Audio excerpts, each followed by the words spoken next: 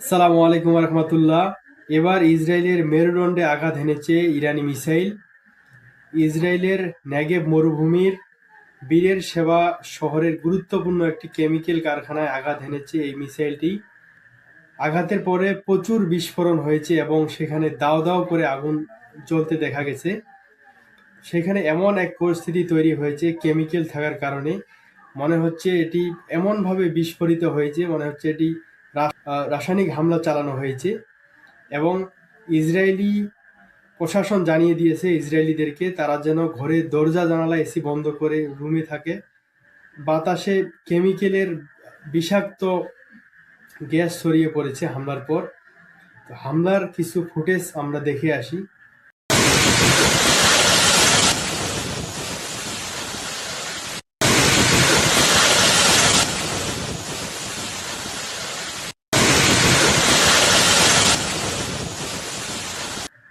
এই খবরটি নিশ্চিত করেছে Israeli media the Times of Israel.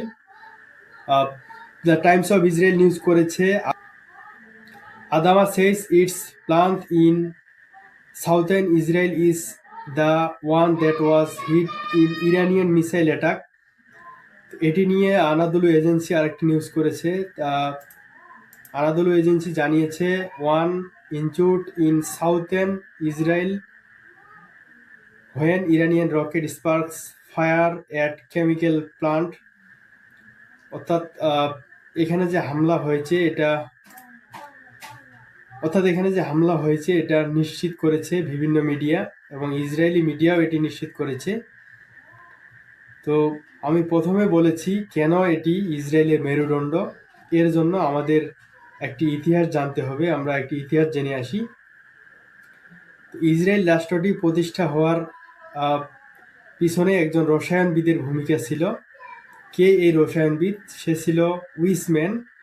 সে জন্মগ্রহণ করেছিল বেলারুশ নামক একটি স্থানে, যেটি রাশিয়ান সাম্রাজ্যের একটি জায়গা ছিল, অংশ ছিল। তো সে পড়ালেখার জন্য চলে যান জার্মানিতে, এই উইসম্যান, এবং জার্মানিতে পড়ালেখা করে সে অর্গানিক কেমিস্ট্রির উপরে পিএইচডি করেন এবং পরে তিনি ইউনিভার্সিটি অফ জেনেভাতে শিক্ষকতা করেন এবং তার সাথে বন্ধুত্ব হয় একজন ইহুদি রাজনীতিবিদ বেলভোর আর্থারের সাথে। তো পরে তিনি যুক্তরাজ্যে চলে আসেন এবং 1910 সালে সে যুক্তরাজ্যের নাগরিকত্ব পান। তো তিনি যুক্তরাজ্যে আসার পরে একটি কেমিক্যাল বিস্ফোরক পণ্য তৈরি করেন, যেটির নাম ছিল কোরডাইন নামক একটি এক্সক্লুসিভ প্রপোল্যান্ট এই বিস্ফোরকটি। এবং সে সময় প্রথম বিশ্বযুদ্ধে ওই বিস্ফোরকটি ব্রিটিশ সৈন্যদের কাজে লাগে এবং সে তার ওই বিস্ফোরক পণ্যটি প্রদান করে ব্রিটিশ সৈন্যদের কাছে।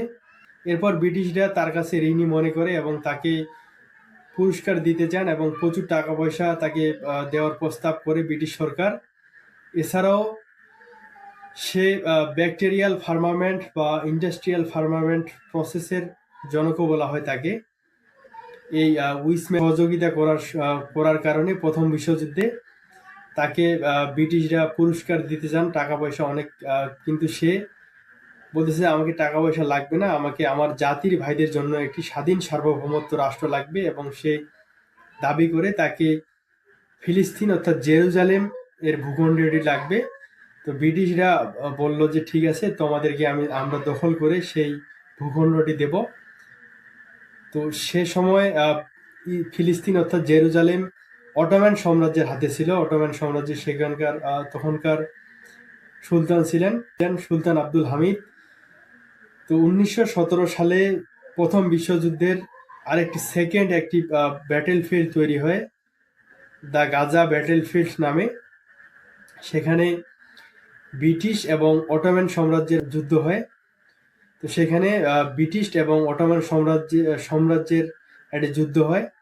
তো সেখানে আরবদের বিশ্বাসঘাতকতা এবং অটোম্যান সাম্রাজ্যের একজন কমান্ডার কামাল আতাতুর্কের বিশ্বাসঘাতকতার কারণে অটোম্যানরা পরাজিত হয় এবং তারা পিছু হটতে বাধ্য হয়। পরবর্তী এই ফিলিস্তিন জেরুজালেম চলে যায় ব্রিটিশদের হাতে এবং পরবর্তীতে যে উইসম্যান তার একজন বন্ধু ছিল বেলভোর আর্থার, তার নামে একটি ডিক্লারেশন হয়, বেলভোর ডিক্লারেশন। তো সেখান থেকেই ইসরায়েল রাষ্ট্রটির সূচনা হয় এবং পরবর্তীতে 1948 সালে একটি স্বাধীন সার্বভৌমত্ব ইসরায়েল রাষ্ট্র স্থাপিত হয় এবং সে সময়কার প্রতিষ্ঠিত প্রথম প্রেসিডেন্ট ছিলেন সেই উইসম্যান। সে ছিলেন একজন রসায়নবিদ। তো ইসরায়েল রাষ্ট্রটির পিছনে যেমন একটি রসায়নবিদের ভূমিকা রয়েছে, তেমনি কেমিক্যাল ইন্ডাস্ট্রিরও ভূমিকা রয়েছে। আজকে সেই কেমিক্যাল কারখানাতেই হামলা করেছে ইরানি মিসাইল। তো এটি তারা প্রতিশোধ হিসেবে হামলা করেছে। গত 2 দিন আগে ইসরায়েল ইরানের ইস্পাহানের একটি স্টিল কারখানায় হামলা করে, সেখানে এই হামলার প্রতিশোধের কারণে তারা ইসরায়েলের কেমিক্যাল কারখানায় হামলা করেছে, এটা ইরান বলে দিয়েছে। হামলা চালিয়েছে ইরানের ইউনিভার্সিটিতে তারা হামলা চালিয়েছে এবং ইরানও তারাও ঘোষণা দিয়েছে তাদের শত্রু দেশদের ইউনিভার্সিটিতে তারাও হামলা চালাবে। ইরান বর্তমান যুদ্ধের পরিস্থিতি যেমন দেখা যাচ্ছে, ইরান কোনোভাবেই কোনো কিছু ছাড় দিতেছে না, তারা 100 হামলা করতেছে, কোনো কিছুভাবেই তারা ছাড় দিতেছে না।